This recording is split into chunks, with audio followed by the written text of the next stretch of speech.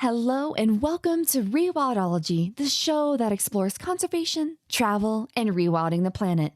I'm your host, Brooke Mitchell Norman, conservation biologist and adventure traveler. Have you ever noticed how the natural world has solved every issue that's been thrown at it? No matter the problem, nature finds a solution in its own creative and passive way that complements life and its principles versus going against them. Looking at the concrete jungle around most of us and the problems our current design methods have caused, how do we adopt more of this nature-centered mindset? How do we take the solutions that nature has already developed and apply them to the issues we face every day, no matter the scale? These questions are at the center of biomimicry and the topic of today's episode. To teach us all about biomimicry, today we're sitting down with Andrew Meador, biomimicry expert and educator for the Biomimicry Institute. In college, Andrew studied chemistry and physics and began his career as a nanotechnologist after graduation. While he loved being at the forefront of science, he missed social interactions, I don't blame him, and decided to become a formal educator. After 10 years of teaching in all sorts of science courses, he switched his career after learning about the field and is now an educator for the Biomimicry Institute and is currently working towards his master's in the field. Having both strong science and education backgrounds, Andrew is the perfect person to teach us all about what biomimicry is, what it isn't, and how it can be used to solve design problems on any scale to create a greener, more interconnected world. All right, friends, please enjoy this conversation with Andrew. Well, hi, Andrew. Thank you so much for sitting down with me today and going through this insanely cool topic of biomimicry. But of course, like so many of us in this field, it took you a few tries to land on what you're doing today. So please, Andrew, where does your journey begin and how did you get to today? Yeah, Brooke, I'm excited to be here, and I'm even more excited to talk about biomimicry. So, long story short, I graduated with a degree in chemistry and physics, and I was a nanotechnology research scientist for 4 years. And then I was a chemist at a bottled water company doing quality assurance, chemical testing for biological and chemical contaminants, and then doing physical testing on bottles and the other products that we manufactured. After that, I loved being on the cutting edge and the frontier of science, but it was kind of tearing at my soul a little bit. And I realized that I really thrive on social interactions. So I went back to school. I became a qualified educator. And then for over 10 years, I was teaching in public, private charter schools, middle school and high school, pretty much every different environment you could think of, teaching STEM, that's chemistry and physics, engineering, robotics, environmental and earth science. And now, the last 16 months, I've been enrolled in a master's program at ASU for a master's in biomimicry, and I am working for the Biomimicry Institute. And that has just been the most enthralling and impassioned era of my professional life so far. But how did it actually come into your life? Like, I had a very specific friend that's like a startup and everything, and he's like, bro, check out this biomimicry stuff. And I'm like, what are you talking about? And then, of course, I looked into it and I was like, oh, this is actually really freaking cool. But that's how I discovered biomimicry. So how did it enter your life? I first heard about it when I was working in nanotechnology. And so we were using a biological substrate and some chemistry involved. There are applications in aerospace. And so through my researching of the primary literature, trying to read up on different topics, trying to get ideas, I came across this idea that nature's materials, its processes, and its systems are way more efficient than any of the synthetic or concocted man-made archetypes. They all fall so short of the efficiency of natural materials and natural processes and systems. And so I was exposed to that idea. Then a couple of years later, the term biomimicry actually umbrellaed that idea. And ever since I learned about biomimicry, at that point, I was obsessed. There's this field that is design thinking that is very robust scientifically using engineering practices, and you're reimagining what the world could look like. And it's all in this grand scheme to increase sustainability and to eliminate harm from humanity's presence to the environment. So then, to you, what would be like a definition of biomimicry? I feel like we just listed off a whole bunch of aspects of it. So then, I guess, what is it? The best way that I've found to explain what biomimicry is it's adapting and applying nature's solutions to our problems. That's perfect. And I guess on the flip side of this too, since you come from a very unique background where you've also seen science in the other way, what is biomimicry not?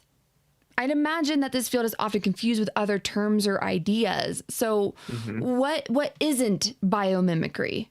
So there are a couple of facets or subsections that get confused sometimes for authentic biomimicry. And one of those might be bio-inspired design, which there is a lot of cloudiness and fuzziness surrounding that term specifically. It means different things to different people.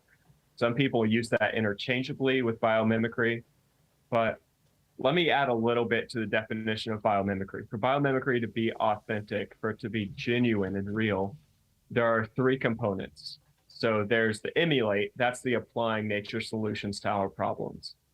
But then there's also an ethos. It's a thread that weaves through everything that we do in biomimicry, and it's essentially do no harm. We're practicing biomimicry not to create some greater futuristic technological society. That is kind of a goal, but the goal is to eliminate harm to the environment for humanity and the rest of the species on Earth to thrive hand in hand, not humanity's thriving at the expense of the environment. And so that ethos is really important. And if your design is not solving a problem, it can be considered a little frivolous. It can be a little pinky out, highbrow. And there's also a component of reconnect, which is if you're not being drawn closer in connection to nature, in a deepening relationship to the natural world, then you're falling short of authentic biomimicry. That makes total sense. And I think too, maybe just for context as well, where did this field come from? I mean, because it sounds like we've probably have been doing biomimicry for a long time, if I would have to guess. But it's just now has a term, if you know what I mean. Like it's just now a field that we're working in. You're even getting a master's in it. There's an amazing institute all dedicated to it. So where did it come from? There's one answer to that in two parts. And so biomimicry is an ancient practice. There's a lot of indigenous and traditional environmental knowledge that shows biomimicry being practiced in the past. And then recently in the late 90s, the early 2000s, Janine Benyus, who's credited with the coining of the modern term biomimicry, and then also a couple other people like Dana Baumeister, who is over the master's program that I'm in. They really brought biomimicry as a practice, as the emulation component. How can we build this and integrate it into society in a way that eliminates harm? So there's a deep, deep history in human society and civilization. And then there's this more modern spin on it, which is the more engineering and design facet of it. Yeah, that makes total sense. It's amazing how sometimes it just takes us just like looking into the past and being like, oh my gosh, we've been doing this forever. Like let's go back to maybe more traditional ways or ways of thinking. It sounds like, because just like going through all these different examples, which now I want to switch to. It's amazing when we just look and observe in the natural world what is actually there and how can we apply it. So maybe if you could elaborate that a little bit more. So how are you using biomimicry and applying it? Maybe if you have like a particular research question or something. So how are you involved in the study of this field? I'm in a phase right now where I'm trying to learn as much as I can from Dana, from the instructors at ASU, from my bosses and my coworkers. And I'm really trying to get it right, master it myself, but that's manifesting in several ways. My work is predicated upon a lot of educational best practices. So I will lead a webinar for business professionals explaining biomimicry and how they can get started. Or I'll create a lesson taking a biomimetic innovation that can be used by California high school teachers to implement biomimicry and next generation science standards into their classroom. So my job is really packaging biomimicry in many different ways to make it palatable to different audiences. Oh, it's so important. Like what you're doing right now. And this is another form of that, the podcast form with a long form audio. It's very, very powerful, as we've definitely come to see in the education space. So, what are some of your favorite examples of biomimicry that's like from all the way down, like the species and maybe how it was discovered and then how we're applying it? I would love to hear some different ideas of how we're doing this. I think the most ubiquitous example that anyone could understand would be Velcro. Velcro really is the first widespread, wide-scale manufacturing biomimetic innovation. And there was a scientist and just a curious person who went out walking with his dog, and he noticed these burrs that had these kind of hooks stuck on the dog's fur.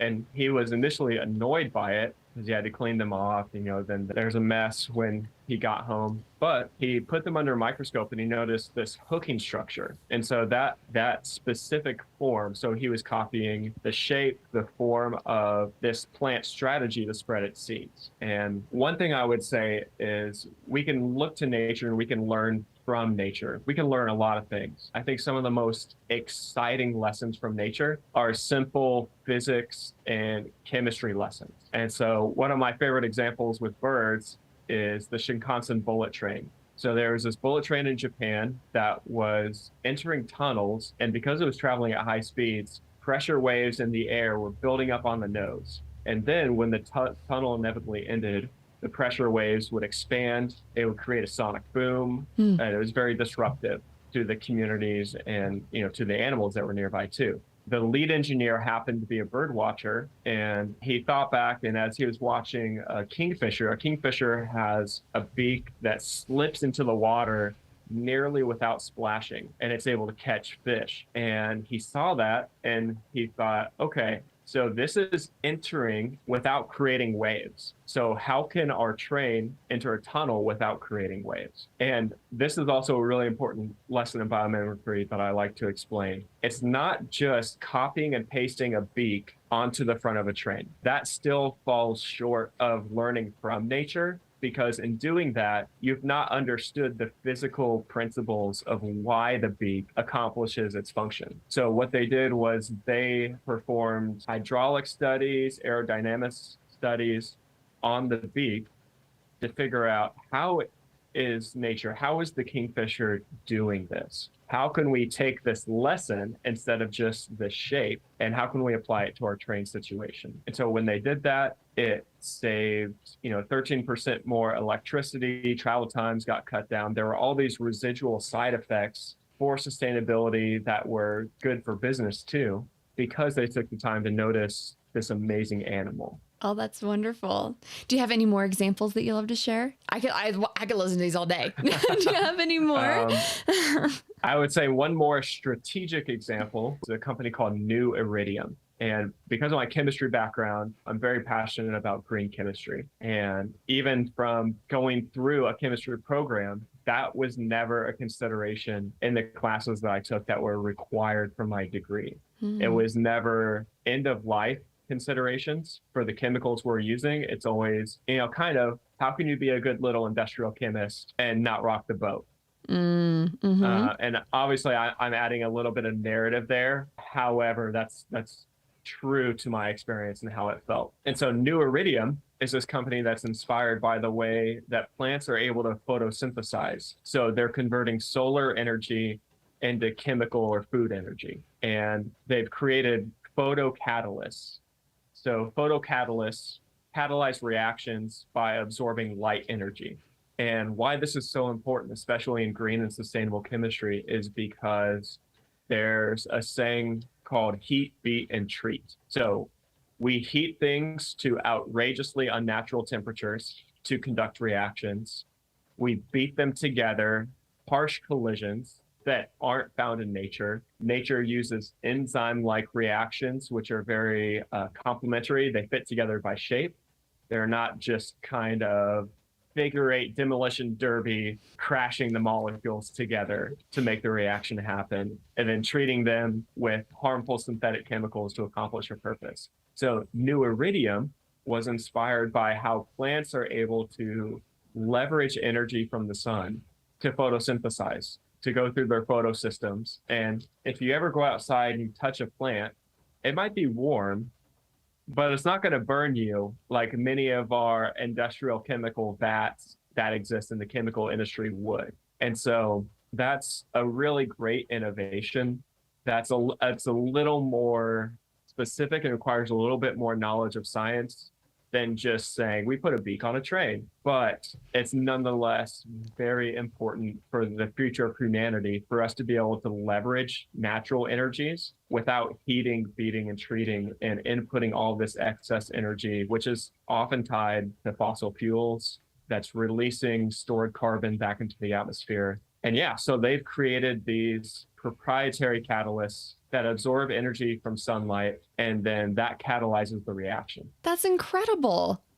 Like that's phenomenal. Like, man, I wish I would have had some of that in my biology and physics and all those labs that I took. Right. I kind of have this secret mission to transform high school biology standards so that biomimicry is an integral part. That's going to be a lifelong achievement if it ever happens, but that would be I definitely think there's a need for that. I mean, that would just make sense. Like you said, you were a teacher for a long time as well. And I went through so many labs and my studies, because, you know, I have a very rigorous science background, and like, man, they sucked. Like, there was nothing fun about them. It's just like, I have to get this grade. Like, how many like friggin' OChems do I need to take here? And like, just to get a reaction that I'm supposed to get, even though science never actually works that way. But just to think about it from like an impact standpoint, you know, someone, maybe a child or just someone growing up would be so much more involved in science if they were just taken out to nature and like look at the natural experiments that are going on all around you, because it's constant, like you said. Like, those are just a few examples of things that we've been able to apply to answer new things. But like, God, just imagine how many minds could be fostered and for like the next wave of sustainable development. I'm with you. Do you need support? I don't know how I can help you, but I will figure out a way. You know, that brings up an interesting point, and I have the privilege of giving a TED Talk in November. Oh, yeah, you do. And, yeah, I do. And one of my key points, maybe this will whet everyone's appetite for what I'm going to say. Like it. I just took a drink of water, too. It's essentially, you know, when we talk about sustainability, a lot of people feel like we're coming for your air conditioning, we're coming for your bug repellent. You need to be miserable because the way that we're living is polluting to the environment. And instead, what we're actually trying to say is, when you look out at the world, when you survey society, I want you to see a world of first drafts. That we have not arrived yet. We have not yet eclipsed the potential for environmental life friendliness in our designs. Our society does not speak the evolutionary language that nature understands. And so looking at the world as first drafts, whether that's construction materials, whether that's the passive infrastructure that fills our cities and in which we reside, whether it's the processes and the systems that run our cities, they're all first drafts because we have so much to learn in cohabitating with nature, like I said, in a way in which nature and humanity are able to both thrive. And that's a perfect segue into what my next question is. And in your opinion, what does the future look like of biomimicry? And maybe even as this idea grabs more and more traction, what does the future look like? Biomimicry is such a young field. Like, this would be similar to being around in France when chemistry was being developed. This is brand new stuff, and we're still figuring things out. It has an amazing foundation. And we would say there are natural technologies and then there are man-made technologies, right? Nature has technologies. And that's the technology that we want to adapt, emulate, we want to copy. We are biological beings. Even though we have electricity inside of us, we're not electronic digital beings. And yet, there is so much of human society that I feel that we are building and constructing that is digital, that is electronic, that is causing our biological selves to atrophy in some ways. Like, just take the metaverse, for example. I'm a fan of the metaverse. I am not downing the metaverse. However, if we consider just the impact of screens on human physiology, human emotional wellness and well-being, the world that we are constructing for ourselves, it's not fit for us. We have to bend over, hunch down to exist in this modern society that we're building. And so instead of this future that is just dominated by the metaverse and what that represents from what I just said, I think there's a way for us and for our technologies to do well for our biology, to do well for our bodies, to integrate into the rest of the biosphere in a way that doesn't cause us to leave behind any of our humanity or our biological nature. That was freaking beautiful. Yes, I agree so much. Just like, so I grew up in the middle of nowhere. And it's funny how life is so cyclical, but I'm back in the middle of nowhere. But now I'm in the Rocky Mountains, and just being out of a major city and up here, I can't put into words how I feel. I can't put into words how I feel, how much better I feel. I mean, right now, maybe even someone listening, you can hear the rain. It's raining right now. I'm like outside of a beautiful lake. There's trees everywhere. I'm surrounded by wildlife. So to have so much nature around me again, I just feel better. Everything about me, my mentality, like it just all feels so much better. And to think that there might even be a way that it could be even better. So like, is there a way that we as individual people can maybe put more biomimicry in our life? Is there a way that we could possibly do that, or some technologies coming out or something else? Because I'm just thinking like, I mean, yeah, I'm renting this cabin, but what if I want to build something? Like, should I, like, I buy a piece of land, I'm like, I'm putting down roots finally. It's 30 years that I still haven't done that. But like, I want to put down roots somewhere. Like, how can I be more biomimicry minded when maybe that day comes in my life, or even tomorrow? How can I be more biomimicry minded? Yeah, there's a set of principles that kind of serve as accountability for our designs. So once you go through and you come up with an idea, you've got a prototype, so you're going through the checklist. Okay, am I hurting any animals in the production of this product? Any animals in the end of life cycle? Yada, yada, yada. You're going through all these considerations. And Biomimicry 3.8 has this list of life's principles that are used as these kind of the governing practices that life uses to create conditions conducive to life. And so one of them is use modular and nested components. And the idea here is essentially in a forest, when the trees fall, they're not trash, it's not litter.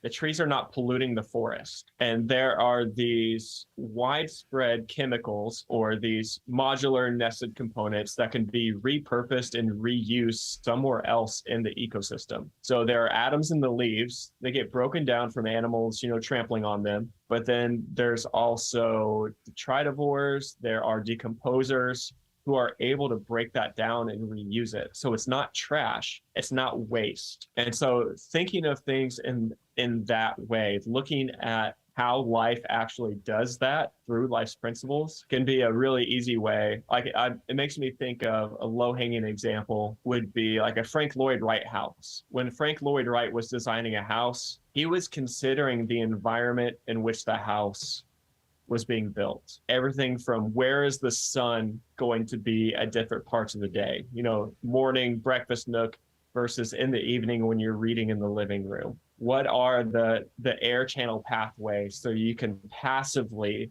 regulate the temperature inside? It's really working with nature instead of stomping your feet, putting your stake in the ground and saying, we're going to keep this house at 70 degrees no matter what. And again, nothing wrong with that. Nothing wrong.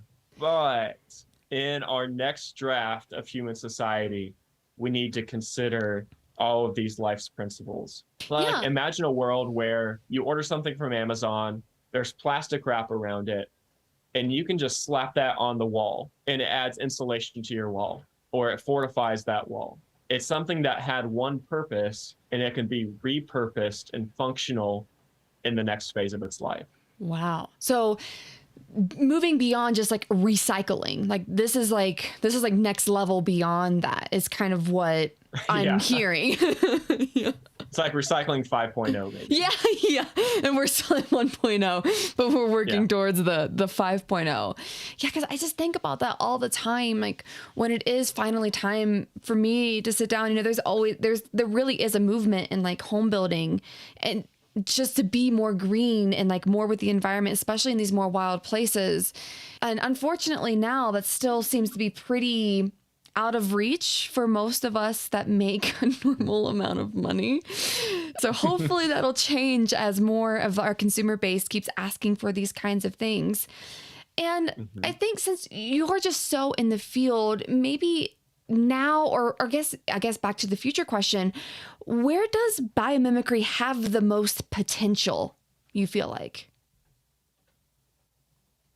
This is kind of a sappy answer, but I like sappy answers.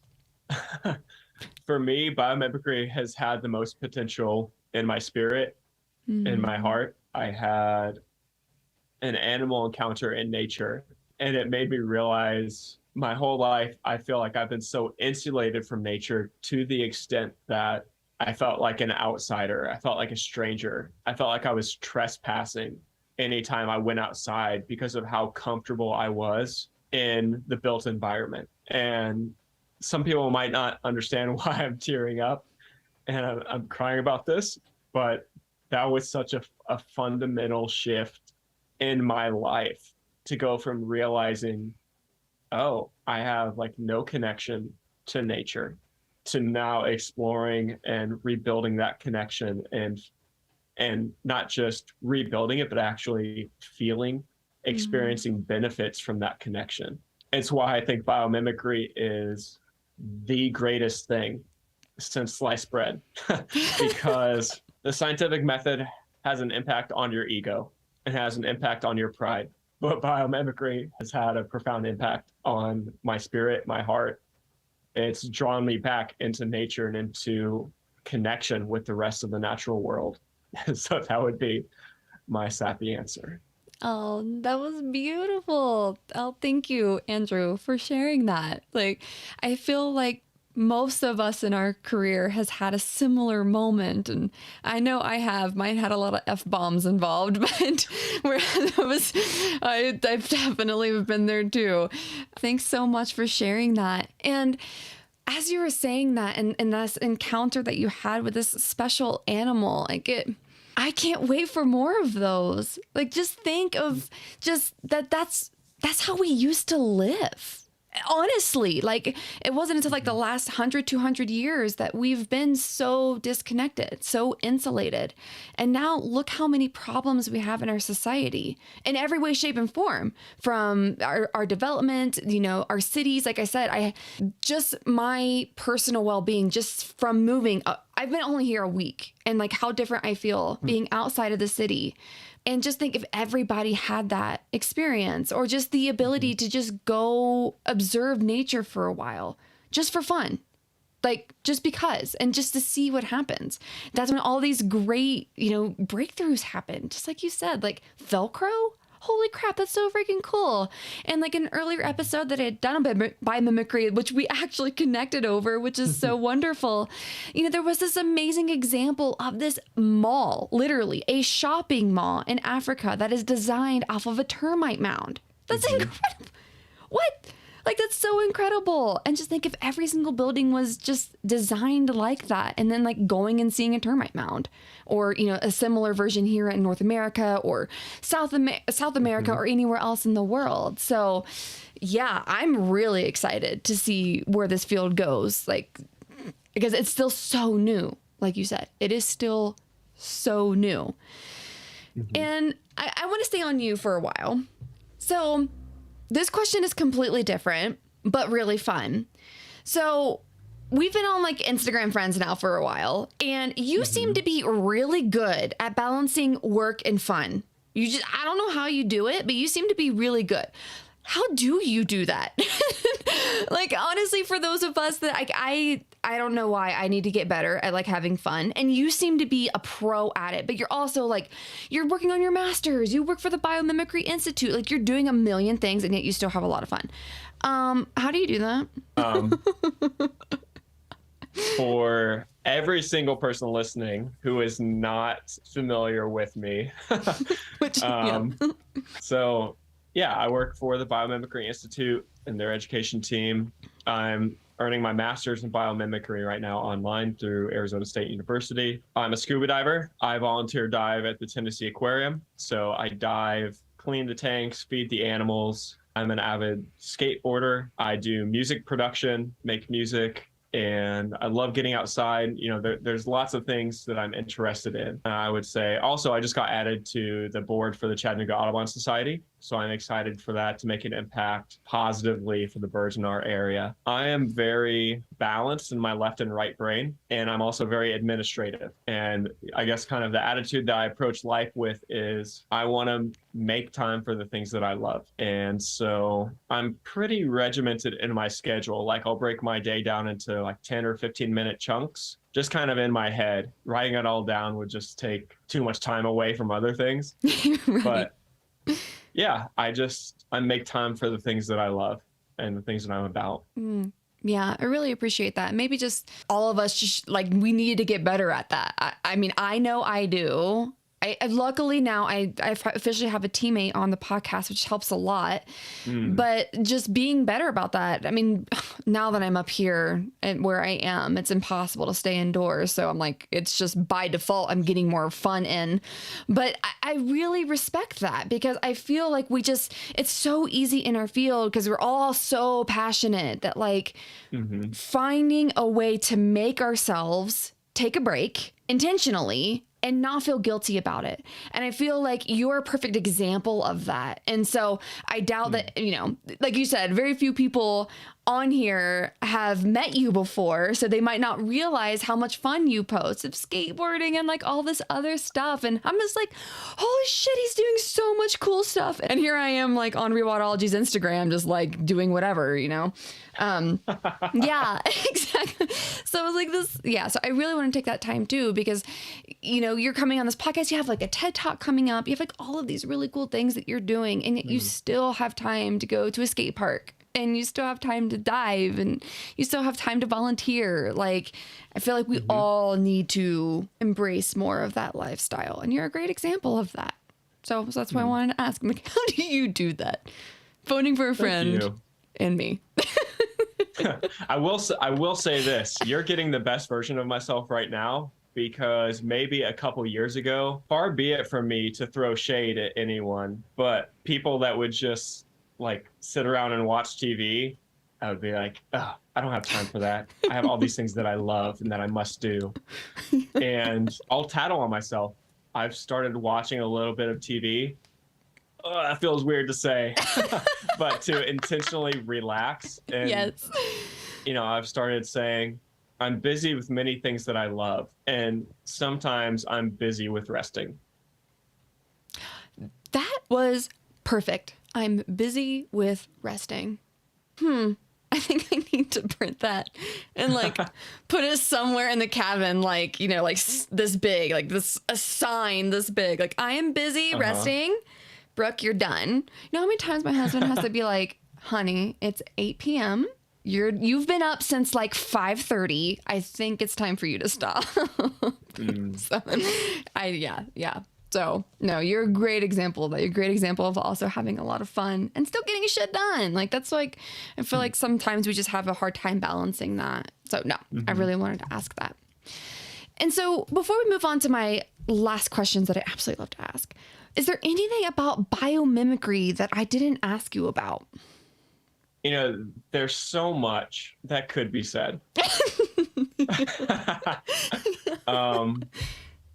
The three components is really important. The ethos, why are you practicing biomimicry? Why are you going through the trouble of this? Biomimicry, everyone that I've met who's a biomimic or that's interested in biomimicry is united in that ethos. That ethos of, a lot of naturalists, a lot of environmentalists present arguments for nature that are based on aesthetics, that are based on beauty. And I deeply resonate with that. But I think to the average person that is not regularly spending time outside, that feels like they want nothing to do with going on a hike or reconnecting with nature, they can watch some exotic species from all the way across the world on their Instagram feed, and it's just pumped right in front of their eyes.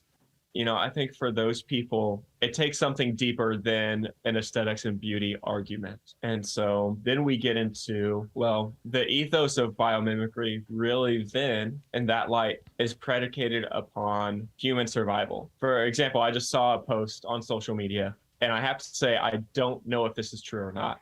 I have not fact checked, but it fits my narrative and what I want to say.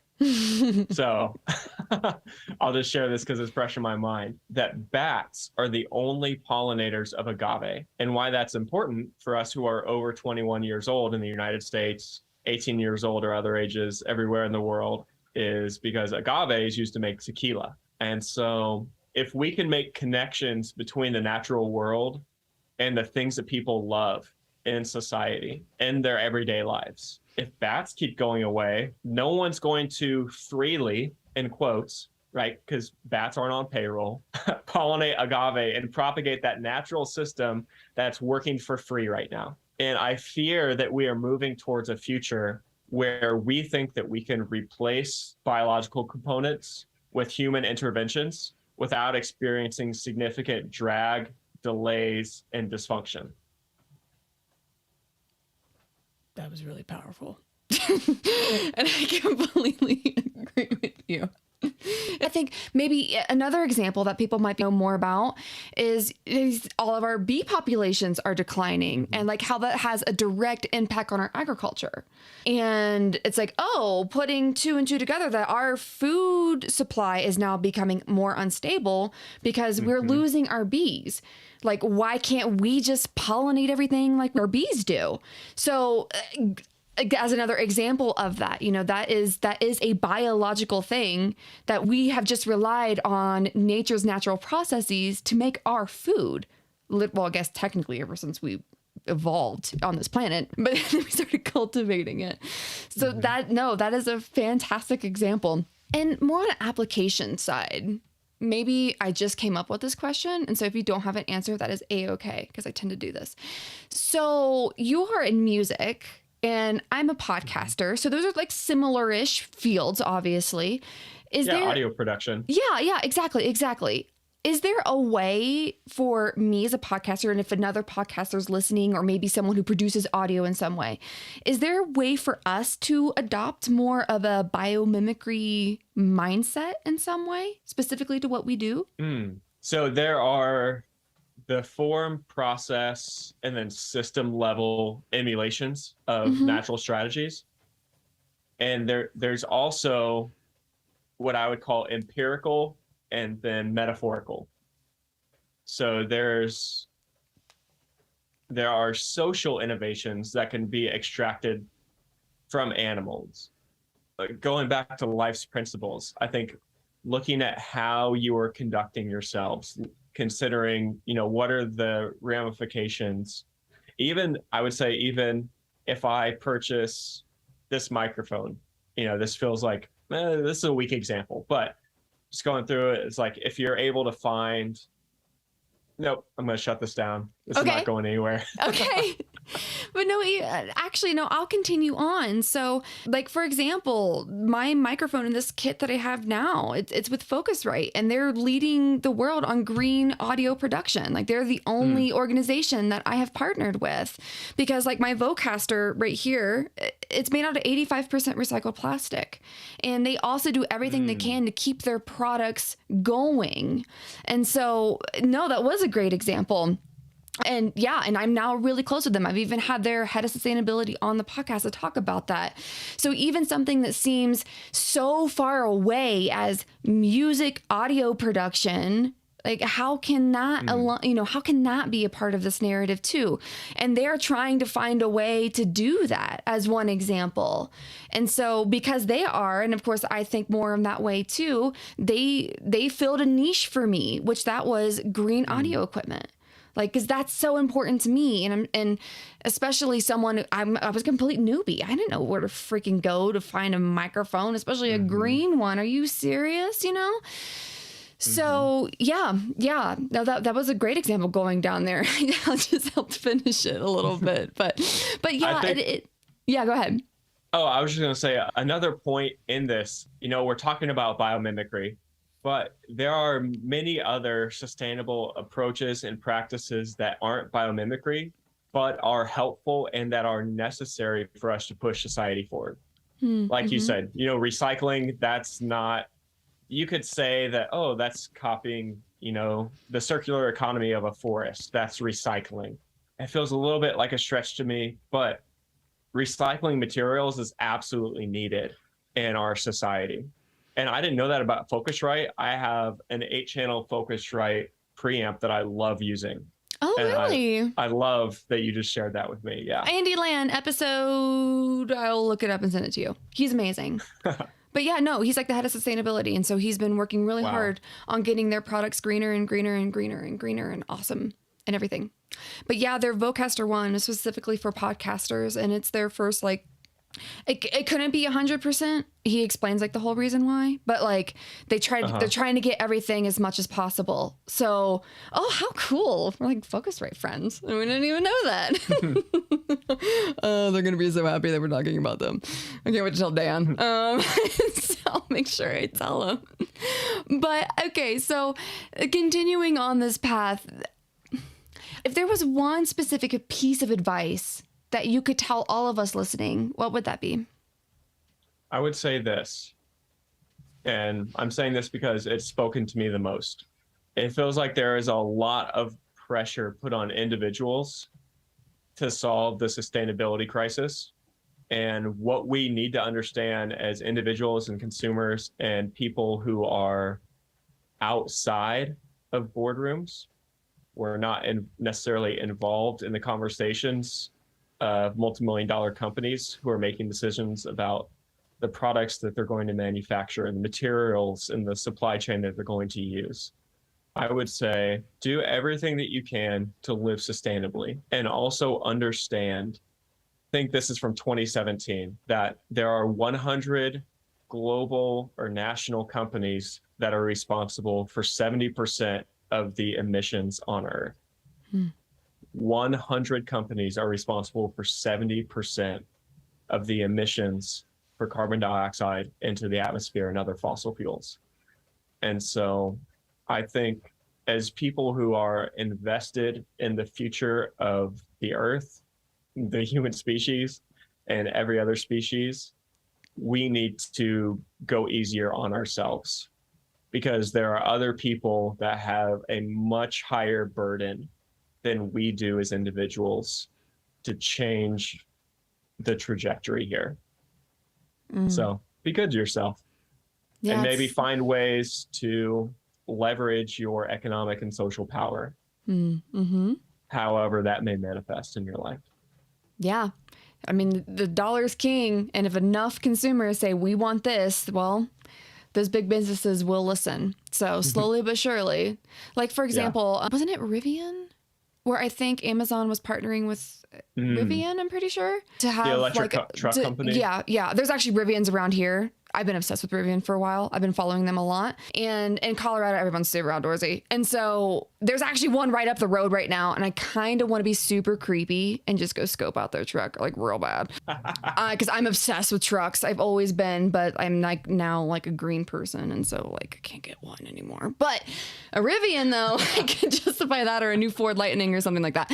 But going back to my point, that I'm pretty sure Amazon, I think it was Rivian. I'll have to look this up and triple check about having a fleet that was green, like it was all electric fleet of some sort. So I don't know if that went through, but that was definitely a headline that I read for a while. Cause like I said, I followed that company, and they even had like a model van thing published. So just something like that. I mean, why else would Amazon go to, there's probably been enough people bitching to be like, yo, you have so many delivery cars. Like, why aren't they greener? You know? And so Bezos probably was like, okay, well, this makes more people are asking for this. I mean, even on that platform is like climate change, like climate pledge friendly products and stuff like that. So there is pressure there, and we are seeing it, like, you know, with those certifications and stuff. So yeah, I don't quite know exactly, like going back to Focusrite, like I don't quite know if what pressured them to go down this path or if it was always in their ethos, but obviously enough people care that it's willing for the, you know, to hire an entire department just to make their company greener. So we do have power there, but yes, exactly. It's like the Bezos and all of those people that are higher up that we need to keep pressuring that they need to make the decisions. So on that, what are your favorite resources for people to learn more about biomimicry and how for us to live more in that mentality or learn more examples, you know, all the things. Yeah. So many things to learn. I would say the best thing that you can do is go outside, walk up the stairwell in your head, and flip on your curiosity. Flip on your imagination. Like I said, going out into nature and being curious. Every time that I go outside, it's like there's this new little nugget or treasure that I notice about plants or an insect and what it's doing. And it's like there's such a breadth of knowledge and wisdom in nature, and you just have to attune your appetite to that. Change your taste, change what you're desiring. And with your imagination, walking around the world, finding problems that persist in human society that affect other humans and that affect the environment. You know, we talk a lot about the human impact on the environment, but not the human impact on other humans as well. And I think there are just so many opportunities for you to go in nature and be curious, and then go home, do a Google search, and then also to go through your day and think about, I don't deal with this, but I see my coworker dealing with this all the time, or I saw this happen. You know, this would be a better way for this system to run and operate. And then, like I said, being curious and asking nature. And I say that because the Biomimicry Institute has a great online resource that's a database of natural strategies and innovations that are already taking place called Ask Nature. And so you can go to Ask Nature, you can search for different functions, and the functions are really what's predicated on the design, because when we're designing, we don't want to arrive at our final product too soon. We want to know what the design does, not what it is. And so searching for the function and using that to drive your design process can be really powerful with Ask Nature. That's a great resource. And if somebody might want to get a hold of you or learn more about biomimicry, and maybe even if they want you to come in and teach about biomimicry or something, what is the best way to get a hold of you? So I use Instagram a lot for social media. On Instagram, I'm amm.wav. That's amm.wave. And also my email is andrewmichaelmeador@gmail.com. And of course, those will be all in the show notes. But before I let you go, if somebody is watching the YouTube version of this, could you please tell me more about that beautiful mural behind you? Yes. So I'm in my music studio right now, and this mural, God, it's freaking amazing. is a Lady Amherst pheasant. And before we started the show, I was telling Brooke that when I started bird watching, I was inevitably drawn to the most exotic, outrageous, colorful birds. And so this was one of them. I felt like it has every color of the rainbow represented in it. And it's the Lady Amherst pheasant, and it's only native to the eastern mountains of China, but it's being bred. It's about the size of a a chicken or the common pheasant. And I wanted something that would represent the mystical component of nature to me.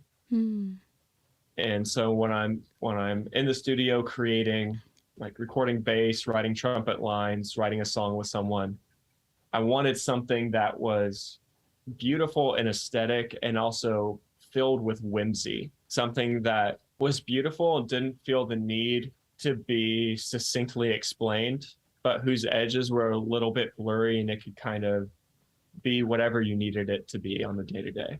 It means so much to you, and it's beautiful. Yeah. So I had to ask. And of course, every single episode is also put on YouTube. So there is a video component to this. And I just someone might be watching and be like, what is that gorgeous bird behind you? So I wanted to take a second to chat about that. But Andrew, you are amazing and so much fun to talk with. I'm sure that we could go on and on and on because my brain is just bursting on this topic because it's so new to me too. So, but maybe that just means after your TED Talk, we're definitely gonna have to blast that out and everything. But oh my gosh, Andrew, thank you so much for your time and sitting down with me today. Thank you, Brooke. I've loved this. I love having conversations and sharing biomimicry. So this was awesome. What an informative conversation with Andrew. We'll be sure to keep you all posted on when Andrew's TED Talk will be released if you'd like to hear more about applying biomimicry's principles into our lives. If you have a specific question you'd like to discuss about today's topic, head on over to the Rewildology YouTube channel and submit your question in the comment section of today's episode. Some of you have reached out and asked how you can support the show. Well, I'm happy to share that there are several ways to do so. Some zero-cost ways to support the show, including subscribing to the podcast on your favorite streaming app, leaving a rating and review to boost the algorithm, which will present the podcast to more listeners, signing up for the weekly Rewildology newsletter at the website, subscribing to the YouTube channel, and following the show on your favorite social media app. If you'd like to financially support this show and help us keep these stories on the airwaves, consider making a monetary donation at rewildology.com or purchase a piece of swag to show off your podcast love. At least 10% of proceeds from the show will be donated to our conservation partners. I'd also like to extend a special thanks to Heller Valley, this show's audio and video producer, for making this show sound and look awesome, and Focusrite for powering the podcast sound. If you'd like to see the Focusrite gear we use to record the show, head on over to rewildology.com and check out Nature Podcasting under the Resources tab. Until next time, friends, together we will rewild the planet. Hey, thanks again for listening to this episode of Rewildology. If you like what you heard, hit that subscribe button to never miss a future episode. Do you have a cool environmental organization, travel story, or research that you'd like to share? Let me know at rewildology.com. Until next time, friends, together we will rewild the planet.